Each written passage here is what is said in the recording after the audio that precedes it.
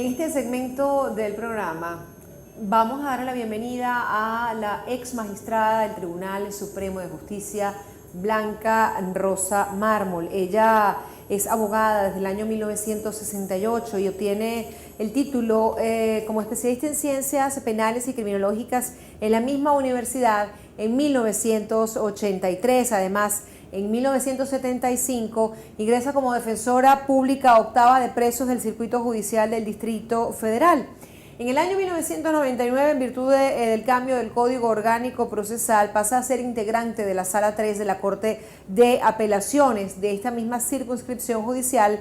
En diciembre del año 2000 ingresa al Tribunal Supremo de Justicia como magistrada de la Sala de Casación Penal. Estuvo allí por 12 años. Magistrada, le agradecemos muchísimo el tiempo que nos va a dedicar en este programa en el cual estamos presentando a nuestra audiencia dos visiones de un mismo hecho. Lo que ha ocurrido en Venezuela en el manejo de la separación de poderes, evento que con la sentencia 155 y 156 del Tribunal Supremo de Justicia evidenció ante el mundo la existencia de un golpe de Estado, y así lo calificó la propia fiscal al señalar que estas sentencias implicaban la ruptura del hilo constitucional. ¿Qué señal, según su criterio, se está dando ante el mundo con el manejo que se ha hecho de esta situación? Sí, mira, en primer lugar agradecer la invitación, les agradecemos mucho esta ventana para comunicarnos, porque en Venezuela hay una hegemonía comunicacional y es muy difícil lograr transmitir lo que está pasando.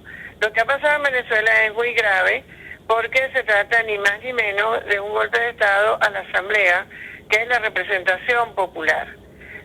El Tribunal Supremo de Justicia en Sala Constitucional ha venido siendo utilizado sistemáticamente por el régimen como un recurso, como una herramienta para ir contra las ejecutorias de la Asamblea una vez perdida la mayoría en la misma.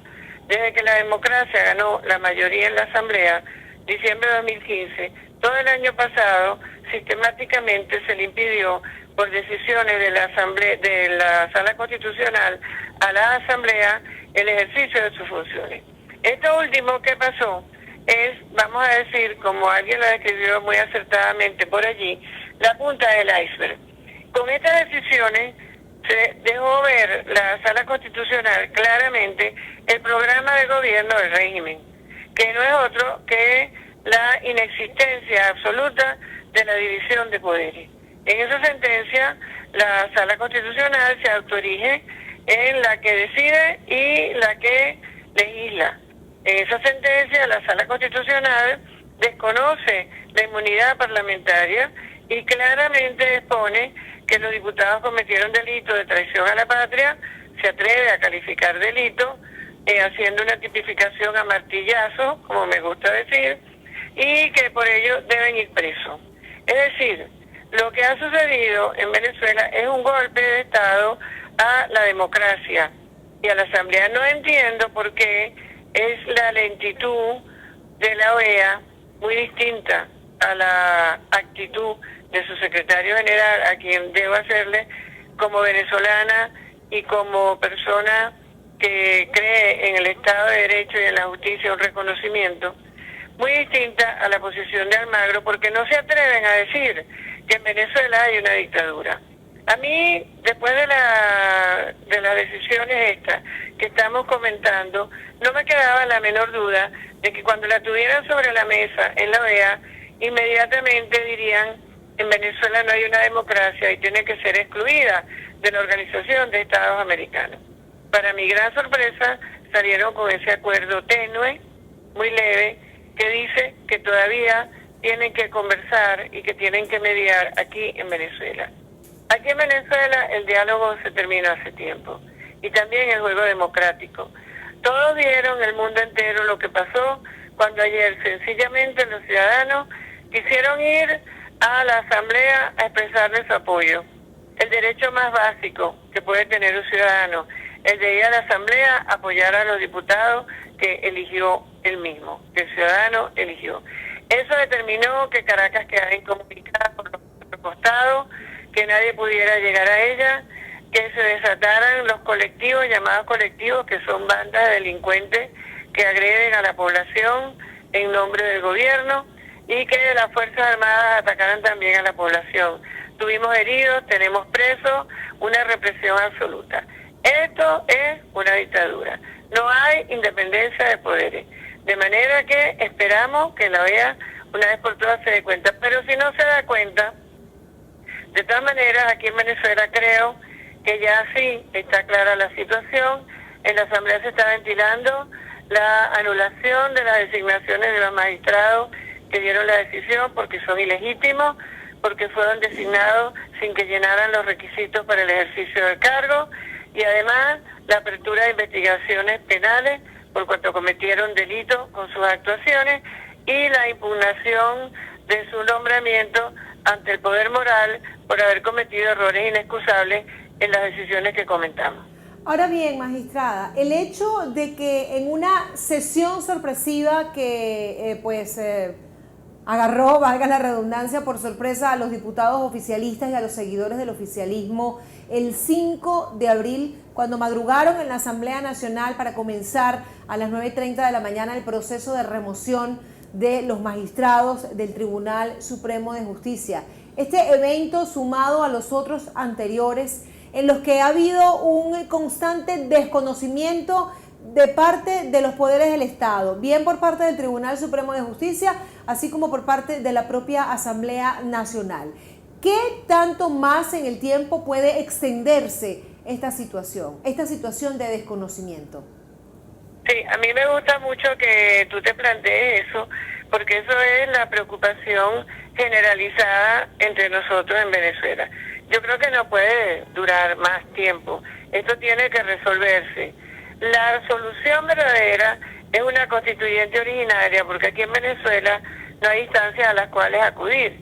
Y eso se puso de bulto cuando el propio régimen, al querer corregir el horror que hicieron con sus sentencias en la Sala Constitucional, una vez vista la reacción prácticamente planetaria en contra de la misma, no pudo resolverlo acudiendo a otra instancia, porque ellos mismos se encargaron con la asamblea anterior de reformar la ley para que la Sala Constitucional fuera una única instancia. Siendo eso así, que no hay instancias a las cuales acudir y que Venezuela es hoy por hoy un país desinstitucionalizado, aquí lo que se impone es una constituyente, pero una constituyente originaria, convocada por la gente, por el 15% de los ciudadanos, y sin intervención de la autoridad constituida, es decir, sin que intervenga el CNE. Pero mientras tanto, y como hablábamos antes, creo que hay que comenzar por la reestructuración del Tribunal Supremo de Justicia, y eso comienza con la salida de los magistrados de la Sala Constitucional y continúa con la revisión de las credenciales de todos los magistrados que están en el Tribunal Supremo de Justicia. Igualmente, al defensor del pueblo, las organizaciones de derechos humanos y la ciudadanía en general está pidiendo su renuncia porque él no cumple con su deber. Todo lo contrario, lejos de defender los derechos de los ciudadanos ante los abusos de la administración, como es su deber, defiende al régimen. Es decir, esas son cosas que están pasando en Venezuela, que espero que van a cambiar pronto y creo que nos llevarían a resolver provisionalmente lo que está pasando y siendo la solución definitiva la que te comenté anteriormente. Para finalizar, magistrada, porque se nos agota el tiempo en el programa, usted habla de una constituyente, pero ¿cómo activar esa constituyente desde la voluntad general, siendo que todas las instituciones del Estado, todos los poderes del Estado están secuestrados por el gobierno? Claro, ese es el problema, por eso es que no puede ser una constituyente derivada, que es la que convocan las autoridades, sino que es una constituyente originaria que la convoca la gente, la ciudadanía. Nosotros mismos estamos recogiendo las firmas, tenemos nuestra planilla, tenemos ya creada una estructura con un Consejo Nacional Constituyente, con un Tribunal Nacional Constituyente, no va a haber oportunidad de que haya listas tascón, como hicieron en las anteriores oportunidades que Venezuela se ha recogido firmas para ir después contra las personas que han ejercido su derecho, y la última oportunidad fue con el revocatorio. Y con esas firmas en la mano, cuando ya tengamos la voluntad del pueblo evidentemente recogida en la mano, ya no quedará sino ir a la elección de los constituyentistas. ¿Que se va a poner el régimen? Indudablemente. ¿Que cómo haremos para poder imponer esa voluntad popular? Pues con el apoyo de las Fuerzas Armadas, que en ese momento tendrá que decidir entre la tiranía y la democracia, entre el régimen y los ciudadanos. Muchísimas gracias, ex magistrada, por compartir con nosotros estos minutos en el programa. De esta manera presentamos a ustedes, en nuestra audiencia, dos visiones, dos perspectivas diferentes de un mismo asunto.